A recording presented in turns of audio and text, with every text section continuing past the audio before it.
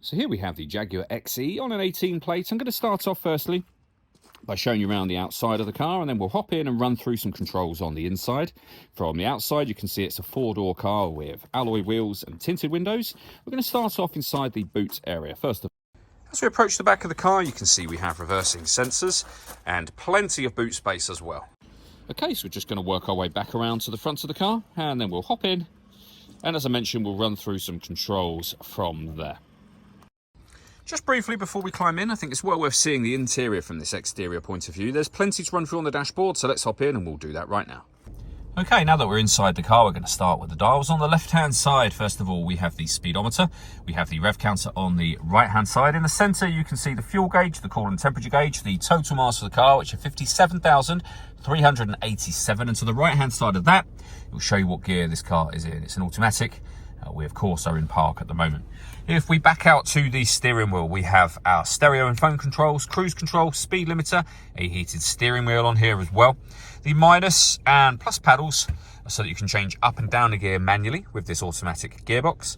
Over into the centre next, we have the main screen for the car. So there's a few physical buttons, but essentially it's all touchscreen. And this is kind of your main menu. This is where you'll access your different media options.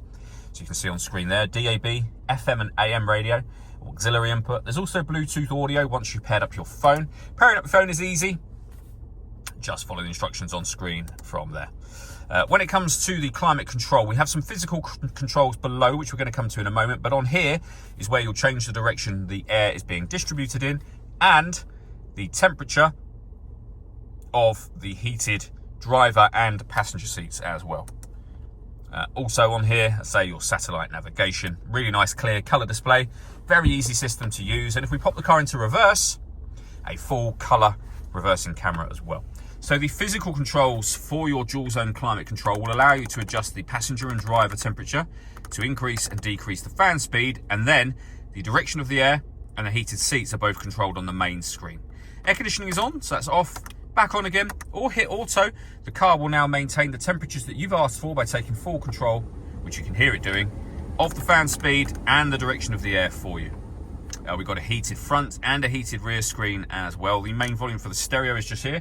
This button starts and stops the engine. The dial for your gears, so reverse, neutral drive and sport. And then all the way back over to park. When you switch the ignition off, this will lower so that it sits flush to this central console area.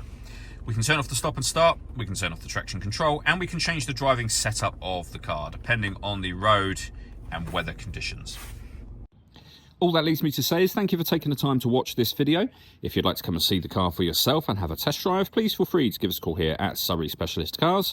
We'd love to hear from you.